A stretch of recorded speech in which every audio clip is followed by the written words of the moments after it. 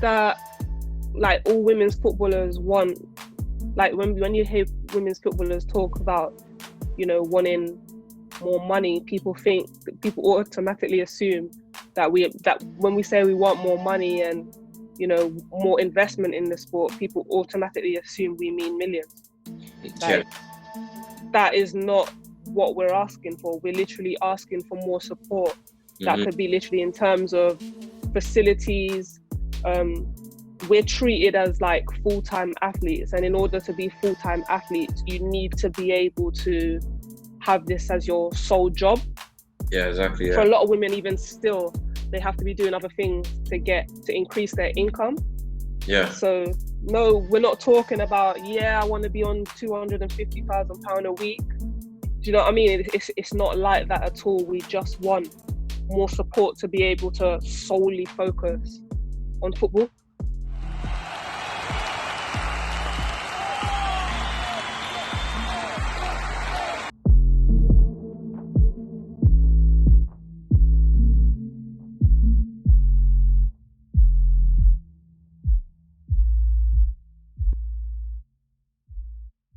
This segment is called Football Sleepers Edition. So this is like questions to do with, maybe people wouldn't know unless they asked you, So I'm the one asking those questions. It works. But so we're going to get into it. So who's the most underrated player you've played with? Where you say, nobody would think that, or nobody has given them that recognition, so they're not in the limelight. So players I've played with, Players you played with. Okay. This is a hard one because there's like a few people I could pick. Who's the one? Pick the one where it kind of levels themselves out, where they're really good, but maybe they're not doing as well as the others, if that makes sense. I'm gonna go with, in terms of players I've played with, I'm gonna go with Jade Bailey. Okay. Like, I know we're friends and stuff, but I just feel like she should have had more opportunities than she's had. Like, in terms of her personal ability, like when I think of people in the league, not many people come close. Do you know what I mean? Like, she's very tidy player, has always been very tidy. She's strong. She's improved in areas that she hated. For example, her heading ability has improved a lot. I remember when she was playing in the Arsenal first team. She broke into the Arsenal first team, and she was playing with quite short players in midfield, i.e. Kim Little and Jordan Nobbs. So her being the tallest player in midfield, they basically looked at her and said, all right, you're gonna have to be the one that heads the ball in midfield. Do you know what I mean? So, and she obviously took that upon her and did well. So I feel like she's a very well-rounded player. Obviously not the quickest, but quick enough. Very strong. Fit, obviously you have to be as a holding midfielder. So she's 24 now, and I feel like she should be up there as one of the names people are screaming about. Yeah, kind of baffling to me, to be honest. Like, just the way she controls the ball, passes, the ball she plays at. Like, just like if I was to compare it to like somebody from the men's game, it'd be like Busquets type player. Exactly. Yeah, someone like that. Connects the back end of the pitch to the front. Like, you need reliable, not afraid to get the ball at any point. Comfortable, composed. Yeah, it's just how football is, right? Not everyone gets what they deserve right away, and you have to wait for it, and then hopefully it will happen. But so here at 3258, we're proud to present you with the best football-specific content. We work with many companies and many ballers to give you, the viewers, the best content possible. You, the viewer, we're always looking to help you improve your skill set. in order for you to improve your skill set and for us to keep making these videos, please click the link down below and buy some equipment. The equipment helps us run this channel, and also you subscribing to the channel helps us producing more of these videos to help you with your skill set and your knowledge of the game. Thank you for supporting 4258. Where's the stadium you played at where you didn't think, oh yeah, it's gonna be like this good, like, oh, this stadium is better than what I thought? Maybe it could be the fans, or it kind of took you aback maybe a bit. I would have to say it would have to be Wembley. Oh wow, yeah. No dispute. The atmosphere in there, like, it's deafening. Like, you cannot hear a thing on that pitch, and obviously it's like carpet as well. Like, there's no excuses when you play on a pitch like Wembley. Like, yeah. And even though I didn't get to play in the game itself, obviously being involved, warming up on that pitch, warm up was a nightmare because, like I said, you literally couldn't hear a thing. And it feels very intimate. It feels like the crowd is on top of you. When we play most of our weekly games, like, we don't get fans in like that. But for an FA Cup final, fans turn out. Yeah, it's just a different feeling. Yeah, 100%. Yeah, I'm jealous. You, Jade, very similar situation to you. She was involved with Chelsea, playing, at Wembley. But it's a dream. Wow, it's a dream. Yeah. I'm from Wembley as well, so. Yeah, okay. That's a dream for me. Okay. Who's the coach who's meant the most to you? Coach who's meant the most to me. It's a hard one. Let me think. I'm gonna say Shelley Kerr. Okay. Because she had me involved within like the Arsenal setup when she was there. Had me involved in like Champions League and stuff, and always encouraged me when I was training. Like, she never ever, as a young player, she never really put any like crazy expectations on you, and she was always like really like positive towards the younger players. Like, she knew what we could become as long as we were getting those regular tastes and being challenged on a like regular basis. And like, from a few of the conversations I had from her, I always felt like really like positive and confident about my ability. And she was a good like tactical coach, I feel, as well.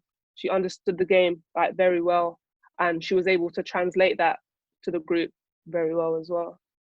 Yeah, no, top manager. So I'm surprised. Who's the toughest direct opponent you've played against? So in your position, you're directly playing against them. So I'm a striker. So the toughest defender or centre back I would have played against would have been like, I don't know, many to name. But for you, who would that be? So obviously I play centre back or holding midfield. And in midfield, I would say one of the hardest people I've played against is Kim Little. Oh wow, she's a baller, man. And she's like, she's little. She's actually she's so small, yeah. And obviously, like, I'm a taller girl, so it's like can't get near. Her center of gravity, was just had me spinning, yeah. And like, she's always on the move. Like, there's very rarely a moment in a game where she's still. So to constantly have to be aware of where she is, as well as my positioning from the ball and my positioning from my defenders, was a big challenge for me. Yeah. Like, she is very good, and obviously she makes it very easy. And then when she has the ball at her feet, she's very tidy with it. 1-2 touch, very good dribbler, So definitely Kim Little when it comes to midfield. And when I think about centre back, this one might surprise a few people. I'm going to say maybe like Jodie Taylor. Okay. She is very direct, very willing runner, happy to run in behind and run in the channel. You know, as a centre back, you don't necessarily want to be getting dragged out into those areas. So, yeah, she's very good at that. Very, very good at that, Jodie Taylor. Yeah, speaking about Kim Little, she's Scottish, right? Yeah. Yeah, if England had her, they would have won like a World Cup by now. 100%. That's my personal opinion, and I agree. yeah, and I think that's something that probably England has been missing, because I know they recently just lost to Canada. Did they? Yeah, I think Canada they lost to in the World Cup. So and I think you could see that when England and obviously Scotland and Wales joined up for Team GB at the London Olympics. Kim Little was one of the most prominent players in that team. Yeah, 100%. And you could just see everything she had to offer. Yeah, 100%. Last question on this segment: what's a thing that people get confused about, or they're very delusioned about when it comes to your sport? What's things that people say which is just not true? Like in the men's, it's like everybody's a millionaire. I'm not a millionaire, so that's not true. What's a thing that people say about your sport which is just people get confused and it's not true? Could be in the sport, or could be out from outside looking in. That like all women's footballers want, like when you hear women's footballers talk about, you know, wanting more money, people automatically assume that when we say we want more money and, you know, more investment in the sport, people automatically assume we mean millions. Like, that is not what we're asking for. We're literally asking for more support. That could be literally in terms of facilities. We're treated as like full-time athletes, and in order to be full-time athletes, you need to be able to have this as your sole job. Yeah, exactly. Yeah. For a lot of women, even still, they have to be doing other things to increase their income.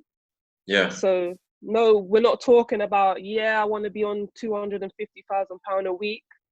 Do you know what I mean? It's not like that at all. We just want more support to be able to solely focus on football. And obviously that's made increasingly difficult if you have to worry about other things and be busy in other areas of your life. You know, you lose out on, for example, if you're having to run away after training to go to another job or do added, you know, coaching or whatever, you're losing out on your recovery. Do you know what I mean? And that in turn limits your ability to train well throughout the week, which then as a domino effect limits your ability to play well on a weekend. Do you know what I mean? All these things have an effect on elite sport, whether it's athletics, football, basketball, or tennis, you know? Yeah, it's not easy, you know. It's not easy having football as your, I think on paper, it's probably your main job. So it's what they say that you need to focus on the most, but not necessarily for everyone. It'd be paying them the most in some cases. I know, especially in like non-league and things like that, they're getting more money maybe from another job, you know. So it's actually crazy how, like, you know, you have to put it number one, and it's just how it is, you know. And obviously you you know, be committed fully to what's going on, but maybe football's not giving you what you deserve as well. So I understand exactly what you mean. There it is. But just to wrap it up, I'll give you a fun question. What's better, Spirited Away or Dragon Ball Z? That's hard because I personally don't watch Dragon Ball Z. I haven't got around to that one yet. Serious? I think there's just like way too many episodes for me. Oh yeah. What do you watch? Spirited Away. So me personally, I watch One Piece. Okay. One Punch Man. What else do I watch? Mob Psycho. Demon Slayer. Stuff like that. But Spirited Away, I feel like even people are not even like anime heads can watch Spirited Away and enjoy it, and they know what it is. Do you know what I mean? So I'm gonna say Spirited Away. Controversial, but hey. All right, cool. Thanks for joining me. It was a good conversation today. One of my most favorite so far. So, Thank you. I hope the people watching, they enjoyed it, and it's all about learning as well. So, if you're not, familiar with some of the stuff that we spoke about, it's always human error. You're not perfect. You can always exactly. And somebody who asks and somebody who listens, they will learn. If you don't do that, then you're just gonna stand still and never evolve as a human being. So thanks for sharing some of your thoughts. No problem at all. Yeah, it was a pleasure to have you on. 4258 with Vyan Sampson. For more content like this, like, share, and subscribe.